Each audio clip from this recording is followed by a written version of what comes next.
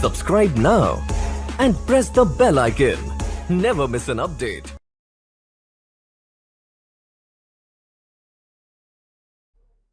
नमस्कार दोस्तों, आपके अपने चैनल हेमंत एएलपी में मैं हेमंत सर सहायक अध्यापक आपका स्वागत करता हूं। आइए आज हम लोग मनोविज्ञान की अगली कड़ी में अधिगम अक्षमता नामक चैप्टर देखेंगे। दोस्तों सबसे पहले हम लोग ये जान लेते हैं कि अधिगम अक्षमता के अन्य नाम क्या होते हैं जो एग्जाम में बहुत ज़्यादा पूछे जाते हैं। देखिए, अधिगम अक्षमता को ही हम अधिगम संबंधित विकार भी कहते हैं, अधिगम निर्योग्यता भी कहते हैं और अधिगम अशक्तता भी कहते हैं। कभी भी आप सीटेट में देखेंगे तो सीटेट में ज़्यादातर जो है आपको अधिगम निर्योग्यता नाम से ही मिलता है। तो हम कंफ्यूज हो जाते हैं कि अधिगम निर्योग्यता क्या होता है, या तो हमने पढ़ा ही नहीं। तो आप ध्यान देंगे, कहीं पर भी अधिगम अक्षमता लिखा हो, चाहे अधिगम संबंधित विकार लिखा हो, चाहे अधिगम निर्योग्यता लिखा हो और चाहे अधिगम अशक्तता लिखा हो या लर्निंग डिसएबिलिटीज लिखा हो, सारी बातों का मतलब एक है। अब हम लोग चलते हैं, देखते हैं कि अधिगम अक्षमता क्या होता है। तो दोस्तों देखिए, जैसा कि नाम से ही पता चल रहा है, अधिगम का मतलब सीखना और अक्षमता का मतलब अक्षमता, यानी सीखने में कठिनाई आना।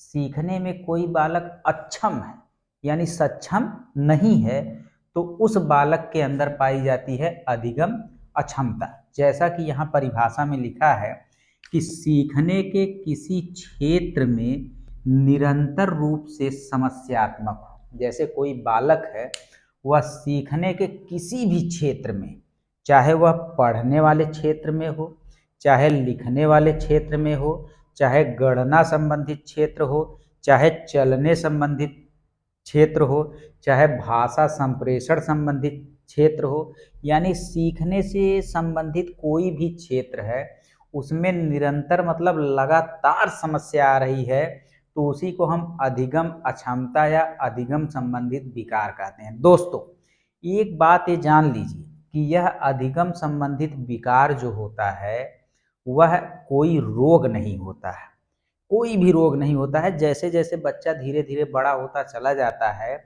शिक्षक इस अधिगम के विकार को बालक के अंदर से दूर कर देता है। अर्थात अधिगम संबंधित विकार को, अधिगम अक्षमता को बालक के अंदर से दूर किया जा सकता है धीरे धीरे धीरे धीरे प्रैक्टिस करते करते। आइए हम देखते हैं कैसे। जैसे सबसे पहला अधिगम अक्षमता है डिसलेक्सिया। सबसे पहला है दोस्तों डिसलेक्सिया।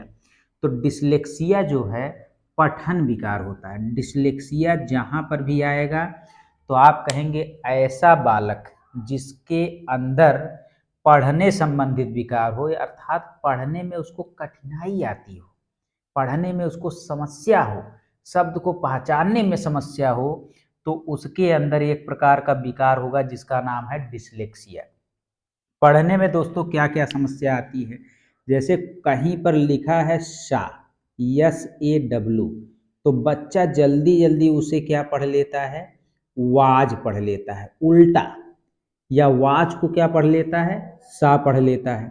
कहीं पे यम लिखा है दोस्तों, तो उसे बार बार बच्चा डब्लू पढ़ता है। आप एक बार कहे, दो बार कहे, तीन बार कहे, शिक्षक कई बार कह रहा है कि बेटा ये यम है, लेकिन बेटा हमेशा क्या पढ़ रहे हैं, डब्लू पढ़ रहे हैं। इसका मतलब कि ये सीखने के पढ़ने वाले क्षेत्र में निरंतर रूप से समस्यात्मक, पढ़ ही नहीं पा रहे हैं। आप यम को डब्लू कई बार बता रहे हैं, लेकिन बच्चा जो है यम को डब्लू पढ़ रहा है।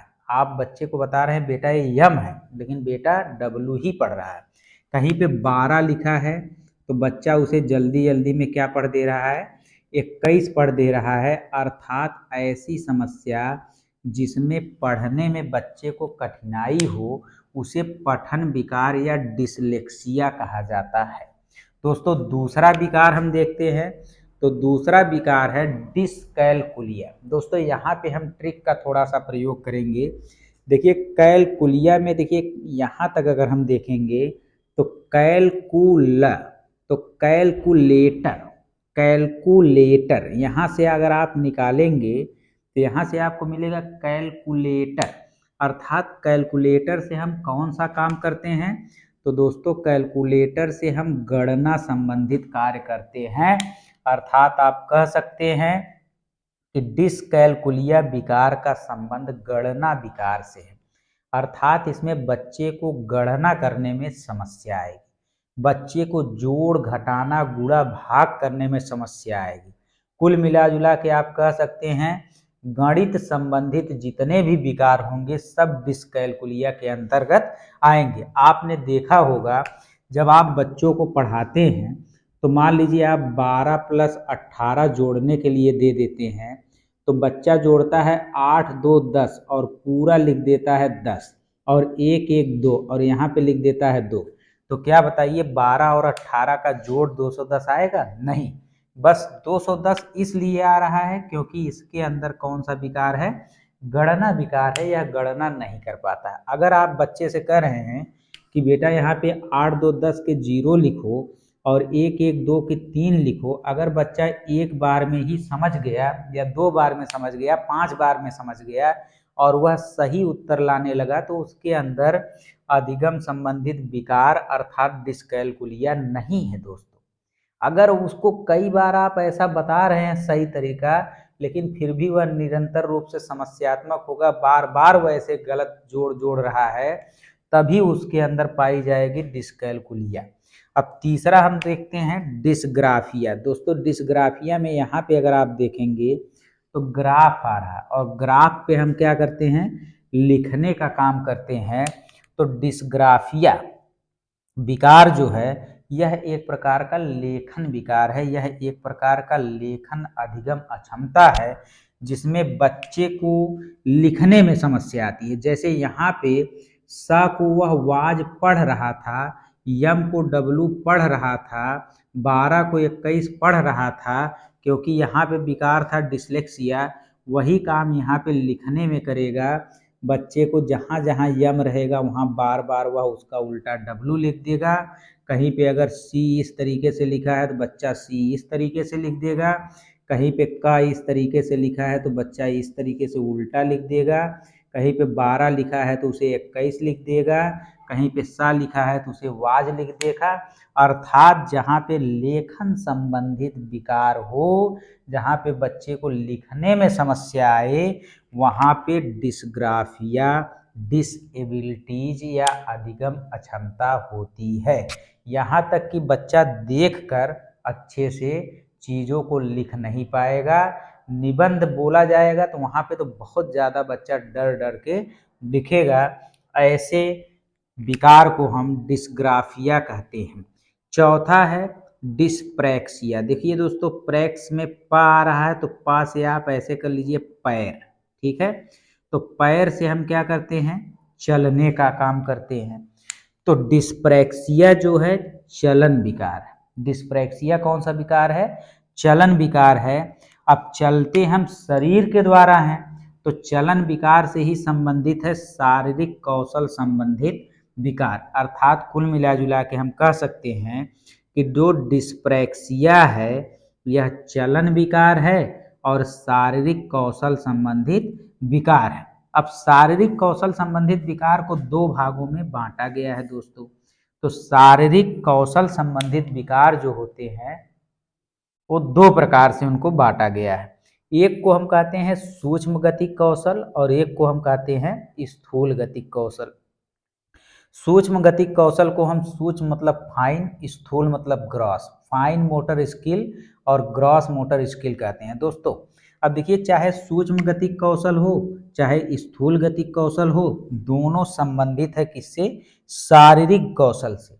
तो आप देखिए सूक्ष्म जो होता है वह एकदम छोटा होता है और स्थूल जो होता है सूक्ष्म से क्या होता है? बड़ा होता है।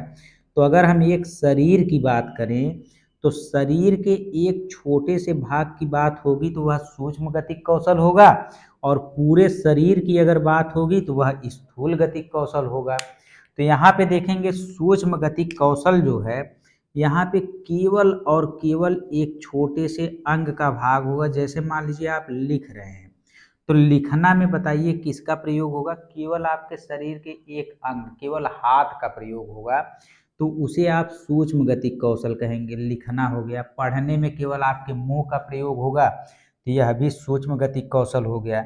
लेकिन आप देखिए दौड़ना, तो दौड़ने में आपके पूरे संपूर्ण शरीर का प्रयोग होगा, हाथ पैर पूरे बॉडी का प्रयोग होगा। कूदने में पूरे बॉडी का प्रयोग होगा, भागने में पूरे बॉडी का प्रयोग होगा। तो यह आपका क्या होगा, स्थूल गतिक कौशल होगा। तो कुल मिला जुला के आपको पता चल गया कि डिस्प्रैक्सिया जो है चलन विकार अर्थात शारीरिक कौशल संबंधित विकार है। दोस्तों, पांचवा अधिगम अक्षमता या अधिगम संबंधित विकार है हाइपोकांड्रिया। तो हाइपोकांड्रिया का मतलब है बीमार होने का भ्रम। बीमार होने से आशय है कि छोटे छोटे बच्चे होते हैं, उनके अंदर एक हाइपोकांड्रिया नामक विकार आ जाता है, जिससे बच्चों को लगता है कि हम बीमार हैं।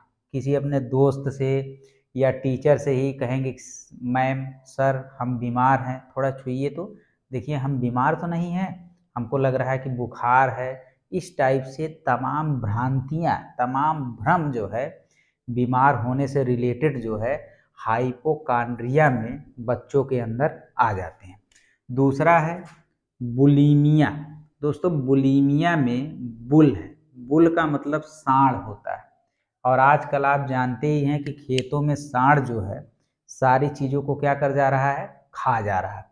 तो बुलीमिया का मतलब अत्यधिक खाने का विकार। अब यहाँ पे अत्यधिक खाने के विकार से आशय यह है कि इसमें बच्चा इतना ज़्यादा खाएगा, इतना ज़्यादा खाएगा कि उसका मुंह हमेशा चलता रहेगा। अगर आप एक भदेली में चावल रखे हैं तो पूरे भदेली के चावल को ही वह क्या करेगा, खा जाएगा। खा के भले वह बाद में उल्टी कर देगा, फिर खाएगा, फिर उल्टी करेगा, फिर खाएगा, फिर उल्टी करेगा। यह एक ऐसा विकार है जिसमें बच्चा बहुत ज़्यादा खाने लगता है, जिसे आप बुलीमिया नामक विकार कहते हैं। सातवां नंबर है डिमेंशिया। डिमेंशिया में दोस्तों देखिए डी मारा है, पहले ही दो अक्षर में डी मारा है। डी का मतलब आपका याददाश्त क्या हो जाएगा, कमजोर हो जाएगा। कोई भी चीज़ साफ सुथरी आपको याद नहीं रहेगी, अर्थात याददाश्त में समस्या वाला विकार जो होता है उसे आप डिमेंशिया कहते हैं। उसके बाद आठवां और नौवां देखेंगे तो अफेजिया और डिफेजिया है। देखिए दोस्तों फेजिया दोनों में आया है, तो हमने आपको यहाँ पे लिख दिया है फेजिया का अर्थ बातचीत या संप्रेषण करना है। जैसे हम आपसे बातचीत अगर कर रहे हैं तो आप हमारी बात को समझ जा रहे हैं, यानी हमारा और आपका संप्रेषण जो है ठीक ठाक है, अच्छा है। वैसे जो बच्चा अफेजिया से ग्रसित रहेगा, जिसके अंदर अफेजिया नामक विकार रहेगा, जिसके अंदर अफेजिया नामक अधिगम अक्षमता रहेगी, उस बच्चे को भाषा संप्रेषण में बहुत ज़्यादा दोस्तों कठिनाई आएगी। किसी भी बात को अगले आपके सामने जो रहेगा, जो बालक आपके सामने, जो व्यक्ति आपके सामने रहेगा, उसे यह व्यक्ति समझा ही नहीं पाएगा जिसके अंदर अफेजिया रहे। कुछ भी बात आप देखे भी होंगे, कई ऐसे व्यक्ति या बालक गांव में होते हैं जो अपनी बातों को आपको समझा ही नहीं पाते हैं। पूरा समझाने का प्रयास करते हैं लेकिन समझा नहीं पाते हैं, अर्थात उनका संप्रेषण अर्थात कम्युनिकेशन या बातचीत करने का तरीका जो होता है सही नहीं हो पाता है। ऐसे ही लोगों में पाया जाता है अफेजिया नामक विकार। उसके बाद दूसरा है डिफेजिया। तो देखिए डिफेजिया का मतलब है ये भी भाषा संप्रेषण में कठिनाई ही है, क्योंकि फेजिया का मतलब ही है बातचीत करना। लेकिन किसी बीमारी के कारण दोस्तों, कोई गंभीर बीमारी हो गई, कैंसर हो गया, कोई बहुत गंभीर बीमारी, यहाँ पे छोटी छोटी बीमारी टाइफाइड मलेरिया हो जाती है, तो इतना ज़्यादा चिड़चिड़ापन आ जाता है कि भाषा संप्रेषण में कठिनाई होने लगती है। चाहे पिता बोले, माता बोले, बहन बोले, भाई बोले, कोई भी बोले, हम जो बीमार रहता है उसका भाषा संप्रेषण ही गड़बड़ा जाता है, इतना ज़्यादा चिड़चिड़ापन आ जाता है। तो वही कहा है कि जब भाषा संप्रेषण में कठिनाई किसी बीमारी के कारण हो तो वहाँ पे कौन सा हो जाता है, डिफेजिया नामक विकार हो जाता है। अगला है डिस्थीमिया। डिस्थीमिया में दोस्तों थीमिया आ रहा है, और थीमिया का अर्थ ही होता है तनाव। तनाव का मतलब टेंशन। जैसे सीटेट का एग्जाम आ गया, हमको तनाव आ जाता है। सुपर टेट की वैकेंसी आ गई, हमको बहुत ज़्यादा तनाव मतलब टेंशन में आ जाते हैं, तो ऐसे विकार को हम डिस्थीमिया कहते हैं। और इसमें एक चीज़ और आपको याद रखना है कि डिस्थीमिया में बच्चे शारीरिक रूप से अक्षम हो जाते हैं। जैसे होता है कि आपका शरीर आपके मस्तिष्क के हिसाब से काम नहीं करेगा, ऐसे विकार को हम डिस्थीमिया कहते हैं। उसके बाद अगला और अंतिम है डिस्मोर्फिया। डिस्मोर्फिया में मोर्फ आ रहा है, और मोर्फ का मतलब होता है रूप, रूप का मतलब वही रंग रूप संबंधित रूप। तो डिस्मोर्फिया का मतलब है खुद को ज़्यादा सुंदर या योग्य समझना। कई ऐसे व्यक्ति, कई ऐसे बालक आप देखे होंगे, आपके सहपाठी ही कुछ ऐसे होंगे जो सोचते हैं कि हमसे ज़्यादा पढ़ने में कोई तेज नहीं है, हमसे ज़्यादा बुद्धिमान कोई नहीं है, हमसे ज़्यादा योग्य कोई नहीं है। कई लड़कियां ऐसी होती हैं या कई लड़के ऐसे होते हैं, कहते हैं हमसे ज़्यादा सुंदर कोई है ही नहीं। तो ऐसा भ्रम जब हो जाता है, जब कोई खुद को ज़्यादा सुंदर या योग्य समझने लगता है, तो उसके अंदर एक प्रकार का विकार होता है जिसे हम डिस्मोर्फिया कहते हैं। दोस्तों एक बार हम और बताना चाहते हैं आपको कि जितनी भी विकार हैं या कोई भी रोग नहीं है, इसे धीरे धीरे शिक्षक बालक के अंदर से इन विकारों को दूर। तो दोस्तों अब हम लोग अधिगम अक्षमता से सीटेट में, यूपी टेट में और सुपर टेट तथा अन्य परीक्षाओं में आए हुए क्वेश्चन को देख लेते हैं। बहुत ही इजी क्वेश्चन दोस्तों इस चैप्टर से आता है। आप देखते ही आप क्वेश्चन कर देंगे अगर आपने पूरा वीडियो देखा है। दोस्तों देखिए, एक विद्यार्थी कक्षा में निम्नलिखित लक्षण प्रदर्शित करता है। कौन कौन से लक्षण प्रदर्शित करता है दोस्तों? पढ़ने के प्रति चिंता यानी पठन विकार उसके अंदर है। शब्दों या अक्षरों को पहचानने में कठिनाई उसे हो रही है। तो इसका मतलब ये है कि उस बच्चा जो है अधिगम अक्षमता अर्थात अधिगम अशक्तता से क्या है, प्रभावित है। तो पहला ऑप्शन है एक सृजनात्मक विद्यार्थी के लक्षण ये हैं, एकदम नहीं। अधिगम अशक्तता वाले विद्यार्थी के लक्षण हैं, तो यही आपका सही है। अधिगम अशक्तता हमने आपको बताया था कि अधिगम अक्षमता या अधिगम संबंधित विकार को ही हम कहते हैं। उसके बाद दूसरा क्वेश्चन है अधिगम अक्षमताएं। तो अधिगम अक्षमताएं, पहला ऑप्शन है सामान्य या अधिक बुद्धि लब्धि वाले बच्चों में भी पाई जाती हैं। दूसरा ऑप्शन है समय व हस्तक्षेप के स्वरूप की अपेक्षा करते हुए भी अपरिवर्तनशील नहीं होती हैं। ऑप्शन नंबर सी है पठन अक्षमता के पर्याय हैं। ऑप्शन नंबर डी है नन ऑफ दीज यानी इसमें से कोई नहीं। तो दोस्तों देखिए, जो अधिगम अक्षमता होती है वो सामान्य बच्चों में भी पाई जा सकती है, मंदबुद्धि बालकों में भी पाई जा सकती है और अधिक बुद्धि लब्धि वाले बालकों में भी पाई जा सकती है। अगला क्वेश्चन है क्वेश्चन नंबर 3। एक बच्चे को कॉपी में लिखने में विपरीत छवियां यानी यम का डब्लू दिखाई दे रहा है, सी का उल्टा दिखाई दे रहा है, डी का उल्टा दिखाई दे रहा है, यानी कुल मिला जुला के आप कह सकते हैं कि दर्पण छवि उसे दिखाई दे रही है, आदि जैसी गलतियां मिलती हैं। इस प्रकार का बच्चा किस लक्षण को प्रदर्शित कर रहा है? पहला अधिगम में असुविधा के, दूसरा है अधिगम में अशक्तता के, तीसरा है अधिगम में कठिनाई के, चौथा है अधिगम में समस्या के। तो दोस्तों चारों ऑप्शन पढ़ते ही आप जान गए होंगे कि इसका उत्तर है अधिगम में अशक्तता के, और लिखने में दिक्कत हो रही है तो डिस्ग्राफिया नामक अधिगम विकार या अधिगम अशक्तता है। अगला क्वेश्चन नंबर 4 देखेंगे। तो पढ़ने और लिखने में अक्षमता होती है, तो वैसे तो दोस्तों पढ़ने में डिसलेक्सिया और लिखने में डिस्ग्राफिया होता है, लेकिन हम ऑप्शन देखते हैं तो ऑप्शन नंबर ए में ऑटिज्म दिया है तो यह गलत है। ऑप्शन नंबर बी में डिसलेक्सिया दिया है, ऑप्शन नंबर सी में डिस्प्रैक्सिया दिया है तो ये भी गलत है, ऑप्शन नंबर डी में ए प्रैक्सिया दिया है तो ये भी गलत है। तो इसका मतलब पढ़ने और लिखने की अक्षमता इस प्रश्न के ऑप्शन के अनुसार ऑप्शन नंबर बी डिसलेक्सिया सही है। वैसे तो पढ़ने का डिसलेक्सिया और लिखने का डिस्ग्राफिया होता है।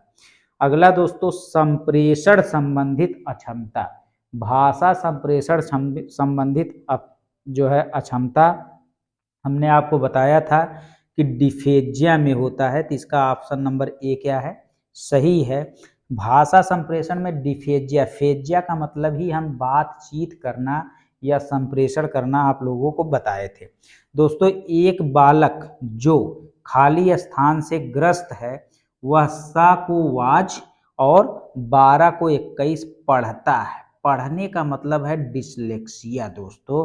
तो इन चारों ऑप्शन में ऑप्शन नंबर सी डिसलेक्सिया है, यही आपका सही उत्तर है। क्वेश्चन नंबर 7 को देखते हैं। तो एक औसत बुद्धि वाला बालक है, यदि भाषा को पढ़ने एवं समझने में कठिनाई प्रदर्शित करता है तो यह संकेत देता है कि बच्चा खाली स्थान का लक्षण प्रदर्शित करता है।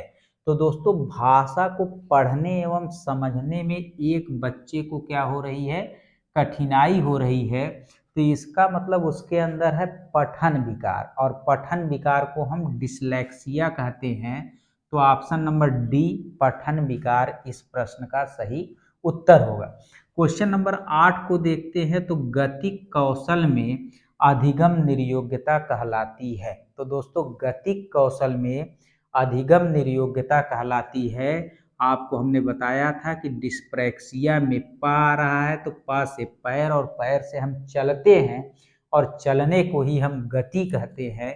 तो गतिक कौशल संबंधित अधिगम निर्योग्यता या अधिगम अक्षमता या अधिगम अशक्तता या अधिगम संबंधित विकार डिस्प्रैक्सिया में होता है।